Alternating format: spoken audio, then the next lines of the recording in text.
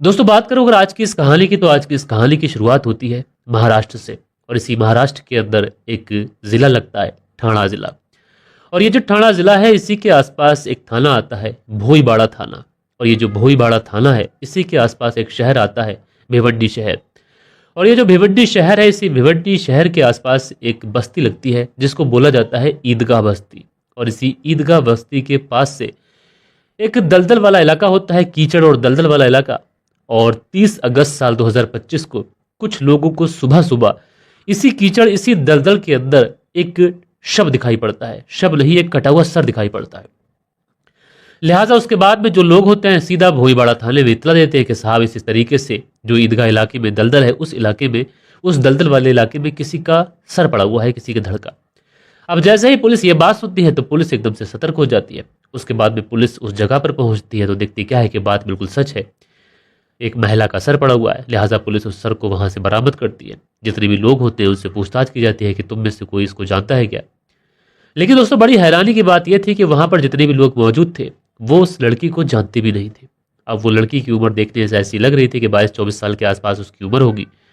तो ऐसे में पुलिस वालों को यह भी लगता है कि हो सकता है कि इस लड़की के साथ में किसी ने कुछ गलत काम किया हो। फिर पुलिस वालों को दूसरा एंगल ये भी लगता है कि इसके प्रेमी ने तो कहीं से मार के नहीं डाल दिया। लेकिन वजह चाहे जो भी हो, लेकिन पुलिस को कातिल तक पहुंचने के लिए सबसे पहले इस लड़की की शिनाख्त होना, पहचान होना बहुत ज़्यादा ज़रूरी थी। क्योंकि लड़की की अगर पहचान होगी तो पुलिस जो है वो पहचान तक पहुंचेगी, उसके बाद में मोटिव तलाश करेगी। मोटिव मिलेगा तो कातिल पुलिस की गिरफ्त से ज़्यादा दूर नहीं होगा। लिहाजा अब क्या था, पुलिस छानबीन शुरू करती है। जो सर मिला था उसको फॉरेंसिक के लिए भेजती है और साथ के साथ तमाम पहलुओं पर, तमाम चीज़ों पर, आसपास के इलाके में कोई सीसीटीवी कैमरा, इन सारे ही एंगल्स पर छानबीन शुरू करती है। लेकिन दोस्तों पुलिस सीसीटीवी कैमरास भी खंगाल रही थी, वहां से भी कुछ नहीं मिल रहा था। आस पड़ोस के जितने लोग थे उन सारे लोगों से पूछताछ की जा रही थी, लेकिन वहां से भी कुछ नहीं मिल रहा था। लेकिन दोस्तों पुलिस इस पूरे केस को एक तरीके से चैलेंजिंग केस ले चुकी थी। भले ही इस केस के अंदर कोई पैरवी करने वाला ना हो, भले ही कोई पुलिस के ऊपर ये प्रेशर डालने वाला ना हो, लेकिन उसके बावजूद भी पुलिस इस ब्लाइंड मर्डर को खोलने के लिए अपनी एक तरीके से एड़ी चोटी का जोर लगा चुकी थी। और पुलिस तमाम तरीके से पूछताछ कर रही थी। आस पड़ोस के जितने भी घर, जितने भी लोग, जितने भी मकानात, आस पड़ोस की बस्तियां, सारी जगहों पर पूछताछ की जाती है।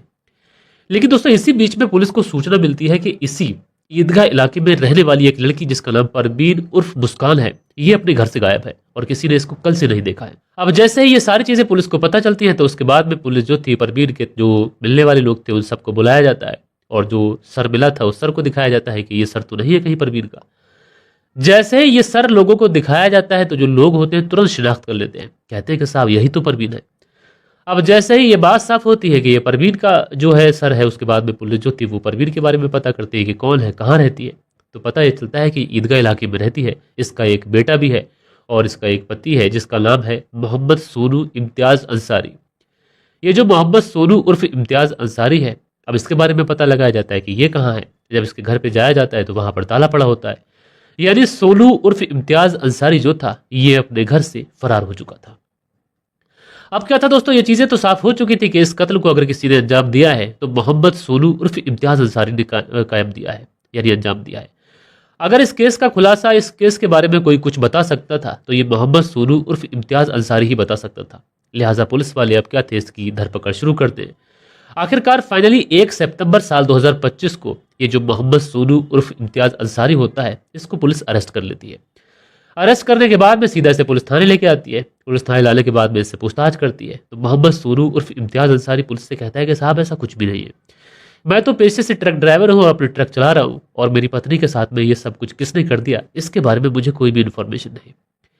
लेकिन दोस्तों कहीं ना कहीं पुलिस को ये डाउट हो चुका था कि जो मोहम्मद सोनू उर्फ इम्तियाज अंसारी है ये पुलिस के सामने कुछ अलग तरीके की बातें कर रहा है, यानी इसके जो बयान हैं, जो बातें हैं, ये पुलिस के सामने सही तरीके से पेश नहीं कर पा रहा है। इधर उधर की बातें कर रहा है, घुमाने की कोशिश कर रहा है, गुमराह करने की कोशिश कर रहा है। अब क्या था दोस्तों, पुलिस इसको फ्रंट सीट पर बैठाती है। बैठाने के बाद में अब इससे सख्ती से पूछताछ करती है।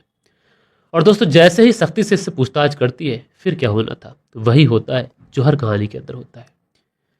ये जो मोहम्मद सोनू उर्फ इम्तियाज अंसारी था ये पुलिस के सामने टूट जाता है और टूटने के बाद में कहता है कि मैं अपनी पत्नी से बेइंतहा मोहब्बत करता था। अब जैसे ही ये बात कहता है कि मैं अपनी पत्नी से बेइंतहा मोहब्बत करता था तो फिर पुलिस कहती है कि तो कत्ल क्यों कर दिया। तो कहता है कि कत्ल करने के पीछे दरअसल मेरी पत्नी ने ही मुझे मजबूर किया। अब पुलिस पूछती है कि क्या है, बात क्या है। सारी बात सिलसिलेवार तरीके से बताओ। तो जो मोहम्मद सोनू उर्फ इम्तियाज अंसारी है, वो बताता है कि तकरीबन 2 साल पहले की बात है, और 2 साल पहले की बात है, मैं सोशल मीडिया इस्तेमाल कर रहा था, फेसबुक और इंस्टाग्राम के पन्ने पलट रहा था, और वहीं पे अचानक से मुझे परवीन उर्फ मुस्कान की आईडी दिखाई पड़ती है। जब परवीन उर्फ मुस्कान की आईडी दिखाई पड़ती है, मैं उसे फ्रेंड रिक्वेस्ट भेजता हूँ। जब मैं परवीन को फ्रेंड रिक्वेस्ट भेजता हूँ तो फ्रेंड रिक्वेस्ट एक्सेप्ट कर लेती है। उसके बाद में हाय हेलो बातचीत का सिलसिला शुरू होता है। धीरे धीरे जो बातचीत का सिलसिला था, जब वो शुरू होता है तो बातचीत कुछ इस कदर बढ़ जाती है कि अब हम दोनों को एक दूसरे की आदत लग चुकी थी। अब हम दोनों एक दूसरे से बिना बात किए सो भी नहीं पाते थे। लिहाजा फिर क्या था कि हम दोनों के बीच में हमारी जो मोहब्बत थी, उस मोहब्बत का इजहार होता है, और उसके बाद में हम दोनों एक दूसरे से मोहब्बत करने लग जाते हैं। अब मोहम्मद सोनू उर्फ इम्तियाज अंसारी, इधर परवीन उर्फ मुस्कान, ये दोनों एक दूसरे से जब मोहब्बत करने लग जाते हैं तो उसके बाद में एक दूसरे से शादी करने का प्लान करते हैं।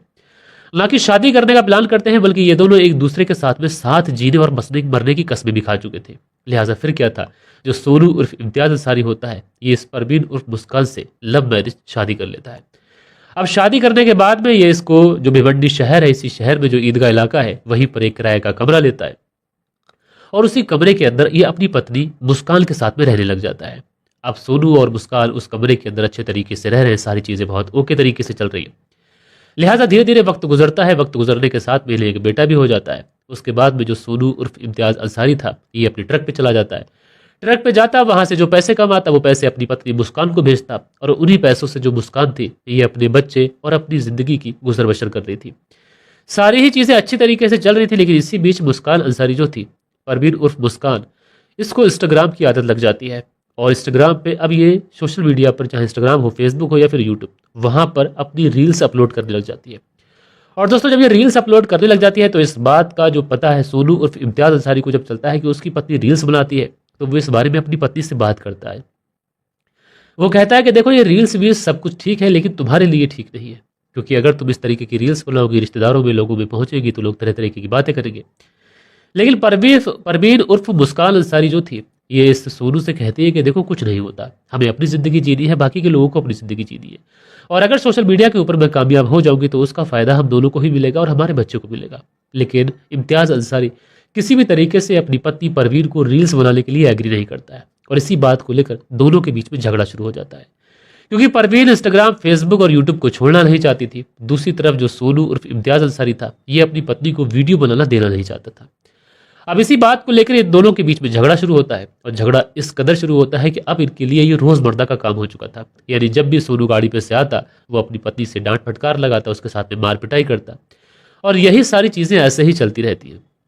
उसके बाद में तारीख आ जाती है 29 अगस्त साल 2025, और इस 29 अगस्त साल 2025 को सोनू जब घर पे आता है तो देखता क्या है कि उसकी जो पत्नी है, ये उसके 1 साल के बेटे को बड़ी ही बेरहमी के साथ में पीट रही है। अब इस बात का सोनू और इम्तियाज अंसारी विरोध करता है कि तुम कैसी जल्लाद माँ हो, तुम किसी और का गुस्सा अपने बच्चे पे निकाल रही हो। अब इस बात पर इन दोनों के बीच में झगड़ा तकरार शुरू हो जाता है। झगड़ा तकरार शुरू होता है तो धीरे धीरे ये झगड़ा तकरार कुछ इस कदर बढ़ जाता है कि जो सोनू उर्फ इम्तियाज अंसारी होता है, ये पहले तो अपनी पत्नी की बड़ी ही बेरहमी के साथ में हत्या करता है।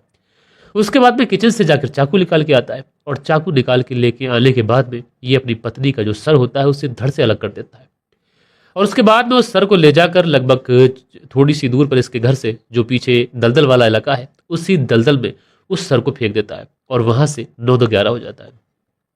अगले दिन सुबह को वहां से कुछ लोग गुजर रहे होते हैं। जो लोग गुजर रहे होते हैं उनको जब वो धड़ दिखाई पड़ता है तो वो इस बारे में सूचना जो है वो सीधा सीधा जो भोईबाड़ा थाना है वहां पर देते हैं। पुलिस पहुंचती है, सर को लेके आती है, छानबीन शुरू करती है। पहले तो पुलिस को इस केस के अंदर कुछ भी नहीं मिल पा रहा था, क्योंकि जो मृतिका थी उसकी ही पहचान नहीं हो पा रही थी। लेकिन इसी बीच में पुलिस ने जब डोर टू डोर जाकर अपने मुखबिर एक्टिव किए और तमाम तरीके से जब छानबीन शुरू की, तो पुलिस को पता चला कि परवीन उर्फ मुस्कान नाम की एक लड़की जो अपने घर से गायब है और उसका पति भी घर पे नहीं है। तो ऐसे में पुलिस कंप्लेंट दर्ज करती है, और उसके बाद में उसके पति को ढूंढती है, और इस पूरे केस का खुलासा हो जाता है। यकीनन दोस्तों, जब इस पूरे केस का खुलासा होता है तो पुलिस बस इतना ही कह रही थी कि महज एक शक की वजह से ये पूरा केस हो गया। और सुनने में ये भी आया है, कुछ न्यूज़ पोर्टल पे ये भी लिखा गया है कि जो परवीन थी वो अपने पति सोनू के ऊपर शक करती थी, और जो सोनू था वो अपनी पत्नी के ऊपर शक करता था, और यही वजह बनी कि इन दोनों के बीच के जो रिश्ते थे उनमें खटास आ गई थी। बहरहाल दोस्तों, आप लोग इस पूरी स्टोरी को किस तरीके से देखते हैं, अपनी राय नीचे कमेंट्स बॉक्स में जरूर से जरूर दीजिए। बाकी दोस्तों, मिलते हैं कल के दिन किसी और स्टोरी के साथ में। जब तक के लिए अपना ख्याल रखें, देश का ख्याल रखें, परिवार के रिश्तों की अहमियत को समझें। जय हिंद, जय भारत।